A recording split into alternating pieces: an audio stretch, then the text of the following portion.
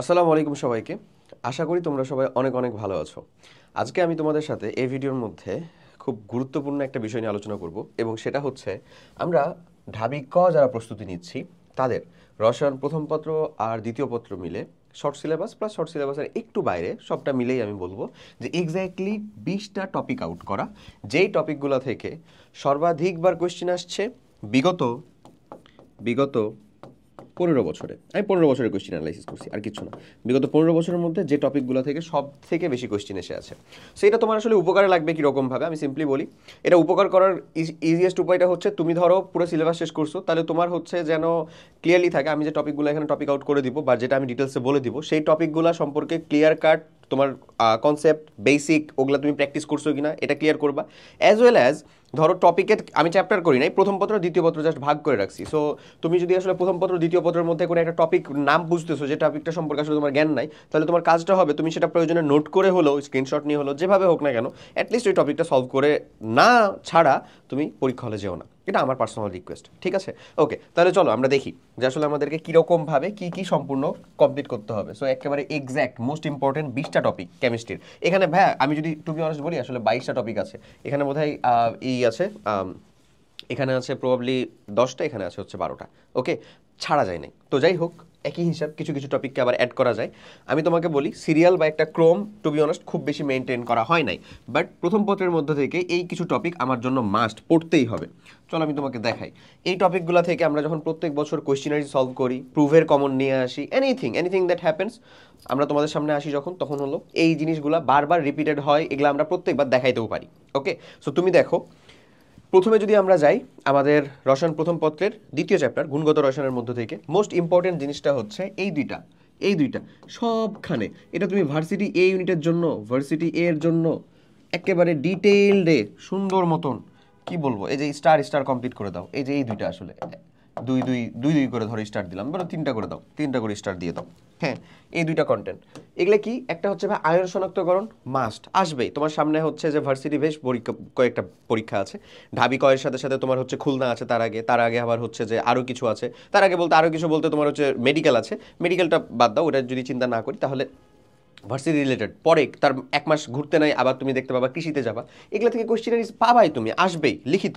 As well as quantum সংখ্যা related যাবতীয় যা কিছু কেচ্ছা কাহিনী, যে এন এর মান, যে কোনো এন এর মানের জন্য তার অরবিটাল সংখ্যা কত হবে, ইলেকট্রন সংখ্যা কত হবে, এল এর মানের জন্য কত হবে, এগুলো যেন তোমার সম্পর্কে একেবারে ক্লিয়ার ধারণা থাকে। কোনটা এন এল এম এস এর মানটা সত্য না, কোনটা সত্য, 29তম ইলেকট্রনের জন্য কোনটা হবে, হ্যান ত্যান এ টু জেড যেন ক্লিয়ার থাকে, এটাই হচ্ছে এখানকার গুরুত্বপূর্ণ জিনিস। ওকে, আচ্ছা, সো এই দুইটা জিনিসই কিন্তু আমাদের গুণগত রসায়ন অধ্যায়ের।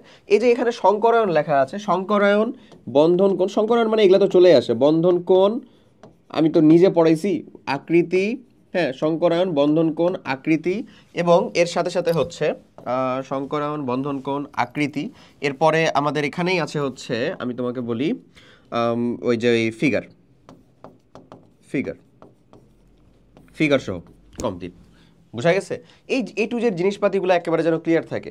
আমরা যখন এই যে আমাদের হালকস্টাইক ভার্সিটি এ ইউনিট প্রোগ্রামের কথা যদি বলি, এই যেখানে তোমরা মানে অ্যাটলিস্ট তোমাদেরকে আমরা নিশ্চয়তা দিতে পারি যে তোমার ভার্সিটি অ্যাডমিশনের যে কোনো থিওরি কোয়েশ্চিনে, এই যে এখানে যে ফিজিক্স কেমিস্ট্রি ম্যাথ বায়োলজি টোটালে 80টা ক্লাস আছে, এর একটা সিঙ্গেল ইউনিট বা একটা সিঙ্গেল থিওরি ইনশাল্লাহ পাস হবে না বা বাইরে থেকে আসবে না।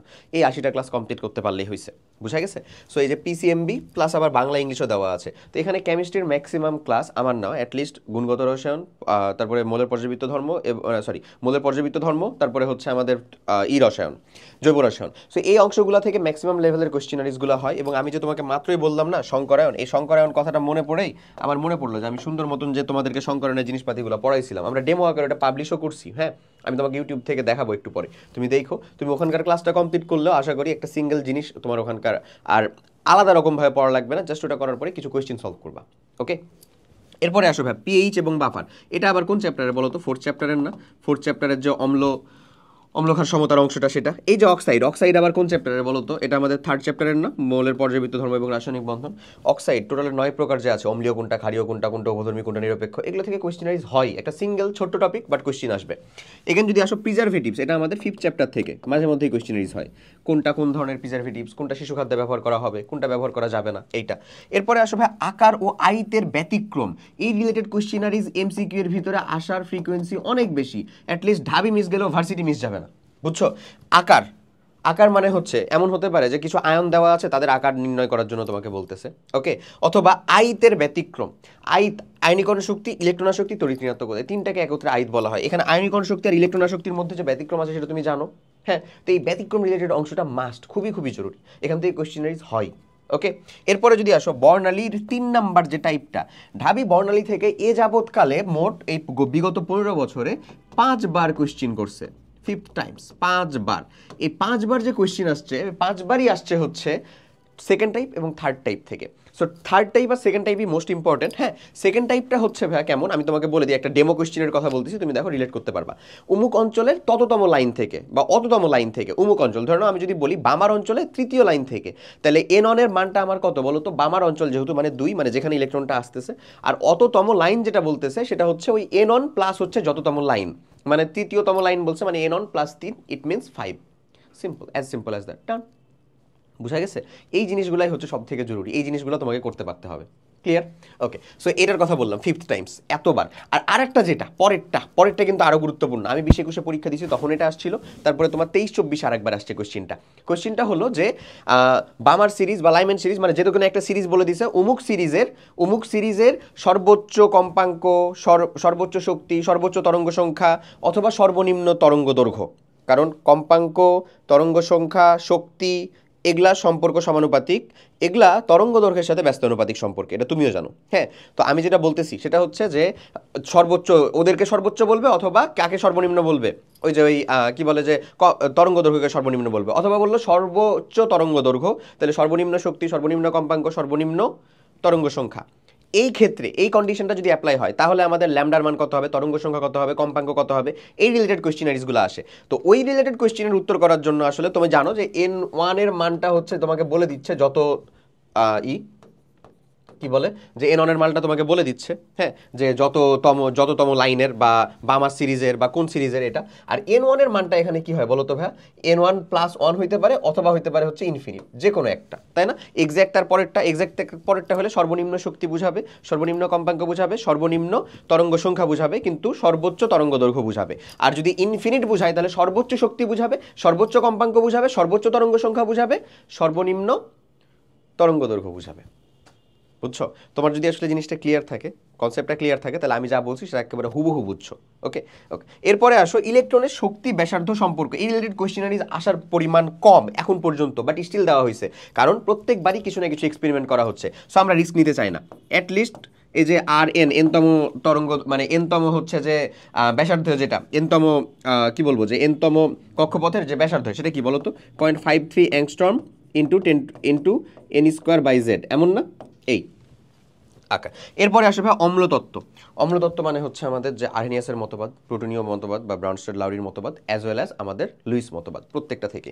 এরপরে চলে আসে কেপি কেসি এবং ওভারঅল। কেপি কেসির যে ওভারঅল, এটা আমি বলতেছি না কেপি কেসি রিলেটেড খুব জটিল ও কঠিন জিনিসপাতি আসে, এমন সিম্পলি থাকতে পারে কোন বিক্রিয়াটাতে কেপি কেসি সমান, মানে কেপি কেসি r⁴ এখানে ডেল এর মান 0 হলে এটা সমান, হ্যাঁ। ডেল ক্যালকুলেশন তুমি করতে পারছো কিনা এই রিলেটেড জিনিসপাতি, কোথায় কেপি গ্রেটার দেন কেসি, এই যে সিম্পল কোয়েশ্চেনারিজ, অথবা PCl5 এর, যেটা আমরা অবভিয়াসলি মানে সবাই জানি α² p 1 - α², এরকম রিলেটেড জিনিসটা জানি না, এমন কোয়েশ্চেনারিজগুলো আমরা কমপ্লিট করার চেষ্টা করব, ওকে।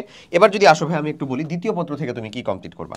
দ্বিতীয় পত্র থেকে আমরা বলবো প্রথমেই তোমার ফার্স্ট টার্গেট একেবারে হাতের মতন যেটা চ্যাপ্টার, অবশ্যই জৈব রসায়ন, এবং এখান থেকে তুমি মিনিমাম 3টা থেকে 4টা এমসিকিউ কোয়েশ্চেন পাবা, ইনশাল্লাহ মিস যাবে না, ইনশাল্লাহ না, ওকে।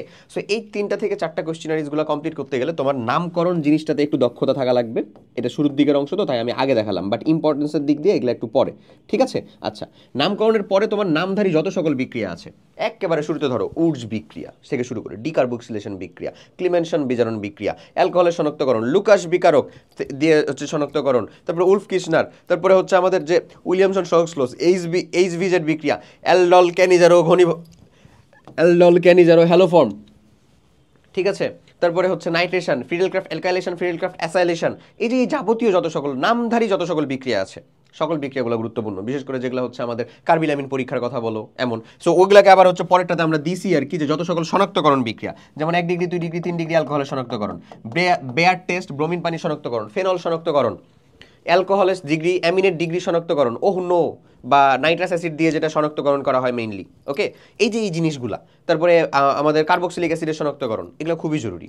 এরপরে আসো আমাদের অ্যামিন এবং অ্যালকোহলের শনাক্তকরণ। স্পেসিফিকভাবে আমি 2টা শনাক্তকরণের কথা বলে দিছি, এটা অ্যাজ ওয়েল অ্যাজ তোমার রিটেনের জন্য অনেক গুরুত্বপূর্ণ। আমার বেলায় আসছিল ভাই অ্যালকোহলের শনাক্তকরণ, 1 ডিগ্রি 2 ডিগ্রি 3 ডিগ্রি অ্যালকোহলের শনাক্তকরণ। ক্লিয়ার? ওকে, এরপরে দেখো লেখ সম্পর্ক এবং নাম। লেখ সম্পর্ক বলতে আমি এটা পরিবেশ রসায়ন অধ্যায়ের কথা বলতেছি।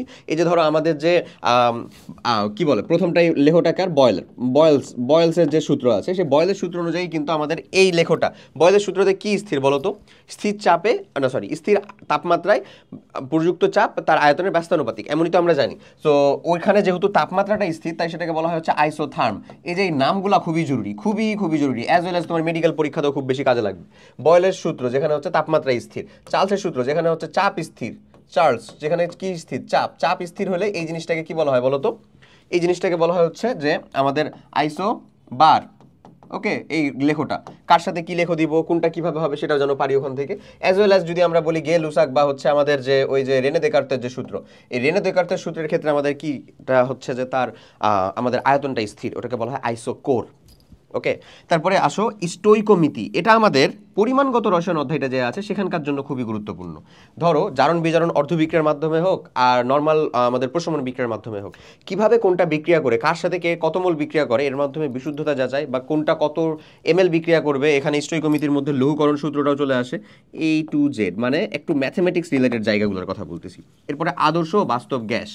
আদর্শ গ্যাস বাস্তব গ্যাসের মতন কখন আচরণ করে, বাস্তব গ্যাস কখন আদর্শ গ্যাসের মতন আচরণ করে, এই রিলেটেড ফ্রি ভিডিওস আমার ইউটিউবে দেওয়া আছে অনেক বেশি। এগুলো মনে রাখারও কিছু সিম্পল স্ট্যাটিক্স, মানে সিম্পল ট্যাকটিক্স আছে, নেমোনিক্স আছে। সিম্পলি চিন্তা করো, আদর্শ গ্যাসটা হচ্ছে গ্যাস, বাস্তব গ্যাসটা হচ্ছে আমাদের তরল। হ্যাঁ, যেহেতু এখানে আকর্ষণ বিকর্ষণ বল আছে, তাহলে বলো তো, একটা তুমি তরলকে গ্যাসে পরিণত করতে চাচ্ছ, কি করবা? চাপটা কমাই দিবা, তাপমাত্রাটা বাড়াই দিবা, তাই না? আমরা তো হিট দিয়ে মেইনলি তরলকে গ্যাসে পরিণত করি। তাই বাস্তব গ্যাস আদর্শ গ্যাসের মতন আচরণ করবে কখন? যখন আমাদের উচ্চ তাপমাত্রা নিম্নচাপ হবে। এটা উল্টাই গেলেই, মানে নিম্ন তাপমাত্রার উচ্চ চাপ হলে সেটা আদর্শ গ্যাস বাস্তব গ্যাসের মতন আচরণ করবে। শেষ, তুমি জীবনও ভুলবা না এমনি শিখলে। ওকে, এরপরে আসা হচ্ছে ক্যাথোড ও অ্যানোডে কি উৎপন্ন হবে। মানে আমি ক্যাথোড অ্যানোডে একে ব্যবহার করছি তড়িৎদ্বার হিসাবে, এখানে দিছি আমরা তড়িৎ বিশ্লেষ্য পদার্থ এই, তারপরে পরিচালনা করলাম কি উৎপন্ন হবে, অ্যানোড হিসাবে এটাকে ব্যবহার করা যাবে কিনা, বা এই পাত্রে উমুককে সংরক্ষণ করা যাবে কিনা, এই রিলেটেড কোয়েশ্চেনারিজ অ্যাজ ওয়েল অ্যাজ কোষ বিভব এবং নার্স সমীকরণ। নার্স সমীকরণ থেকে পিএইচ পর্যন্ত একটু দেখো। ডান, বিলিভ মি ভাই, এই কয়টা টপিক যদি কমপ্লিট করতে পারিস, তো লাস্ট সময় চলতেছে এটা আমিও জানি, 1 মাসও সময় নাই, সো এই টাইমের ভিতরে যদি এই কয়েকটা কন্টেন্ট জাস্ট কমপ্লিট করতে পারো, বিলিভ মি তুমি কেমিস্ট্রির মধ্যে তোমার টোটালে যে 25 মার্ক, সেই 25 মার্কের মধ্যে 20+ ইনশাল্লাহ কমন পাবা, 20+ ইনশাল্লাহ। রিটেন এবং এমসিকিউ সহ বলতেছি।